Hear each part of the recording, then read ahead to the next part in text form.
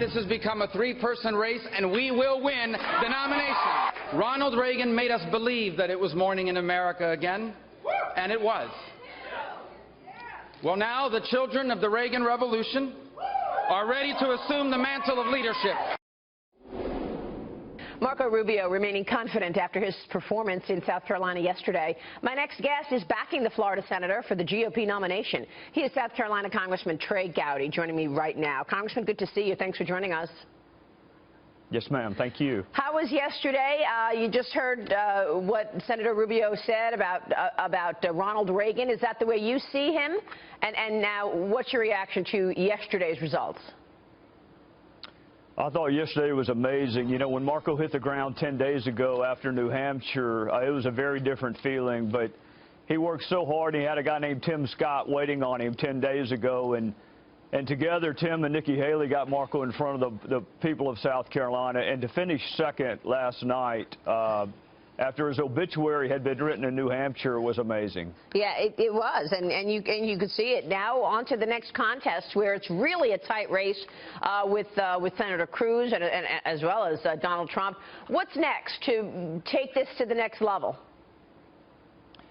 Well, you know, we saw last night Governor Bush decided to suspend his campaign, and that lane of traffic that Marco is in is kind of crowded. So as Governor Bush and perhaps Governor Kasich and maybe Ben Carson eventually evaluate their campaigns and whether or not there's a path forward, Marco clearly, I think, in a head-to-head can beat Donald Trump. But it's tough when there are 4 or 5 other folks in the race. So people just need to evaluate the likelihood of their success and then make decisions like Governor Bush did last night. So you think those voters that were with Governor Bush will eventually make their way to Marco Rubio? Well, I think it's natural that they do. I mean, if you're with Governor Bush, I mean, Governor Bush and Donald Trump didn't have a lot of things in common, it didn't appear to me, having watched the debates and watched their interactions. So I think Marco is most people's second choice. I mean, he happens to be my first choice, but he's most people's second choice. So look at Pataki. When he dropped out, he went with Marco. Santorum dropped out, went with Marco. Bobby Jindal dropped out, went with Marco. I think that's the trend.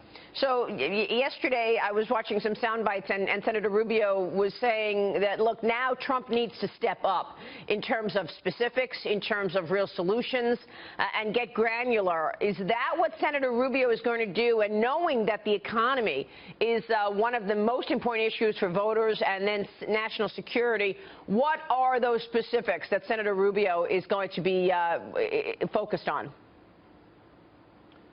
Well, I think Mr. Trump so far has survived on capturing, and he's done a great job of capturing the frustration and the anger of my fellow citizens. But there's not a lot of specificity when he lays out his agenda. Just to simply say we're going to win again, we're going to win so much that you get tired of winning. Perhaps it's just me, but I have no idea what that means. I mean, I don't know what his tax plan is. I don't know what his foreign policy agenda is going to be. I do know that he's changed some positions on some social issues, but I welcome converts. But at some point, he's going to have to say, this is what I will do on day one if elected president, and I haven't heard him say it yet. Yeah, and Senator Rubio has a tax plan, very solid, and is trying to give the tax breaks to families included in that tax plan. Let me ask you about immigration, because obviously this is the sensitive area for Senator Rubio. How is he going to convince voters that he's going to protect American jobs and not have so many green cards issued and immigration open borders so that foreigners don't take American jobs? Well, I think Marco just has to keep saying what he's saying, and folks like me who are on House Judiciary, in fact, I'm the chairman of the Immigration Subcommittee on House Judiciary, we have to help him. I don't know anyone whose position on immigration hadn't changed over the last 3 years. I mean, Lord knows Ted Cruz's position has changed, and I have the videotape to prove it. So Marco just needs to let people know that in light of new facts and new evidence and the fact that the American people have spoken pretty loudly, his position on immigration is different than it was 3 years ago. And he is a security first, border employment, to your question, interior security first, and then see what the pulse or the will of the American people would be for that 11 or 12 million that have otherwise abided by the laws over the past say, 10 years. Let me move on and ask you a bit about the Democratic side of the race. You had Hillary and Bernie Sanders, and Hillary Clinton won in Nevada. Now, you, of course, have been talking about big wins in getting information around the Benghazi situation, as well as the email scandal. What can you tell us in terms of those two situations that you're watching and how that may impact Hillary Clinton's chances? Well, I'm a pretty lousy person to pontificate on the Democrat primary. I don't know a lot about it other than what I watch. I can tell you with respect to our committee, we have about a dozen witnesses left to interview. We've done a number since she appeared in October. We just do them behind closed doors where they're much more productive. And we're going to write a report, and our report is not about Hillary Clinton. She's an important witness, but she's one witness out of what will soon to be close to 80 witnesses. With respect to the email, I trust the FBI. I'm not looking into her email. It's outside my jurisdiction. And I trust Jim Comey to do the right thing based on the evidence. Are you surprised that it feels like some of this stuff is not sticking in terms of Hillary Clinton's advancement in the campaign?